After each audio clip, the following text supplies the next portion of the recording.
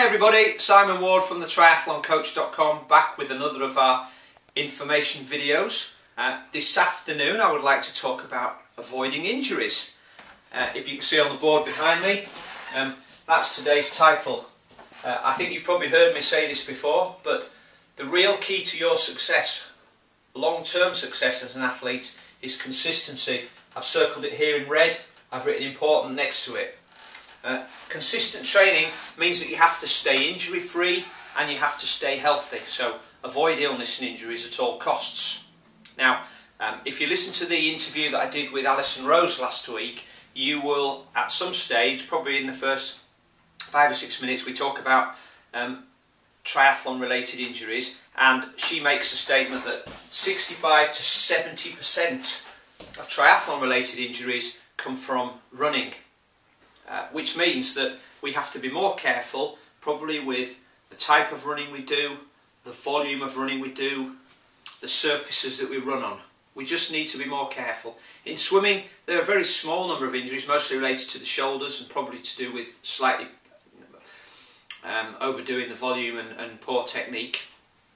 And in cycling, again, very small number of injuries, a lot of which are impact injuries from falling off, and maybe something knee tendonitis mostly. So 70% of injuries from running.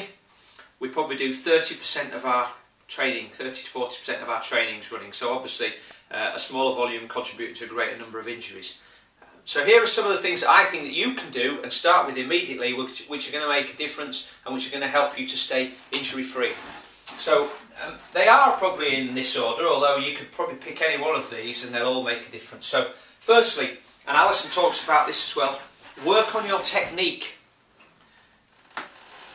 I know that Malcolm Brown and the guys that Alison works with at Leeds, in the Leeds High Performance Squad, they have running drills sessions, specific drills sessions. The reason they do that is that if runners think that they're going out running afterwards, they tend to rush through the drills, so they don't do them very well. And if you're not going to do them very well, you might as well not bother doing them at all. So have a separate running technique session. Focus on balance. Focus on posture, focus on coordination. And running is essentially about balance, and if you're constantly off balance, you're just going to be changing your centre of gravity to stop yourself falling over, which isn't really a very good way to run. Okay, secondly, hit the gym. If you get injured, and if you've ever been injured, then the physio may well have prescribed some exercises for you to do in order to strengthen up the parts that were injured. The thing is that these are the same exercises that you could have done beforehand to prevent injury. So I know, and most of the people that I know, would much prefer not to have to miss running time and not to have to spend money going to see the physio. So with a little bit of patience and discipline, you do the work in advance. It's called prehab. Prehabilitation rather than rehabilitation. It's a much better way to go. You may need to do a little bit less running, but in the long run, consistency is the key to your success. In combination with this, you should stretch regularly. Alison, again, in the interview, so if you haven't heard this yet, please do go and listen to it, and there's a link in the blog. Alison suggests that we all could do with more stretching. Not only does this help realign the muscle fibres after we've trained, it also helps us to improve range of motion around the joints, particularly of the hip and the knee, which in the long term will help us to at least maintain or maybe increase our stride length. And as running is really a combination of the number of steps you take per minute and the length of each step. If you can improve on one of those, then that's going to help you to run faster. Massage and foam roll.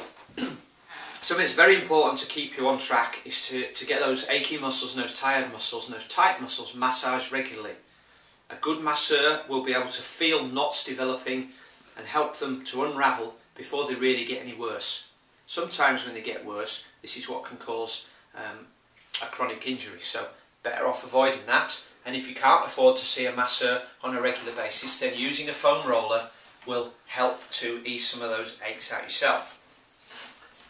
Finally, if you want to run faster, then you have to run fast in training. I think everybody would agree with that. But I think part of the problem is that triathletes are often doing their quality running when they're tired. Thus their technique is poor, they're fatigued, and this can increase the potential for injury. So try to make sure that when you've scheduled your quality running, you have an easy session the day before to make sure that your legs are fresh, and make sure that you're fueled up and that mentally you're prepared to run hard.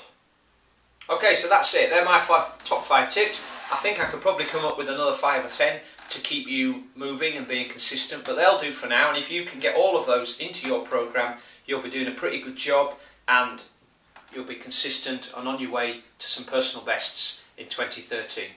Thanks for listening, and see you again next week. Bye for now.